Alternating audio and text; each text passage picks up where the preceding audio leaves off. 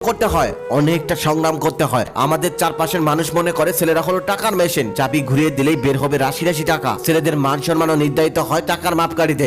টাকা না থাকলে সে কারো ভালোবাসা পাওয়ার যোগ্য বলে বিবেচিত হয় না। একটা ছেলেকে জন্মের পর থেকে ত্যাগ করতে হয় অনুভূতিগুলোকে, সুপ্ত আনন্দগুলোকে। জীবনের অর্ধেকটা সময় ব্যয় করে লেখাপড়া করতে হয়, না হলে কর্মজীবনে কাজ করে নিজেকে প্রতিষ্ঠিত করতে হয়, তারপর ইনকাম করতে হয় টাকা। কিন্তু অনেক ক্ষেত্রে ছেলেদের শেষ জীবনে আসল বাড়ি হয় বৃদ্ধাশ্রম, আর চোখের জল হয় একমাত্র সঙ্গী। এভাবে সারাটা জীবন শুধু ত্যাগ করে যায় ছেলেরা, শুধুমাত্র প্রিয় মানুষদের জন্য। বিনিময়ে কিছুই চায় না, কখনো ছোট ভাই, কখনো ছোট বোন, কখনো মা বাবা, আবার কখনো স্ত্রীর জন্য। সারাটা জীবন শুধু ত্যাগ করে যায় আপন মানুষদের জন্য। তারপরেও একটা পুরুষ কখনোই সবার প্রিয় হতে পারে না।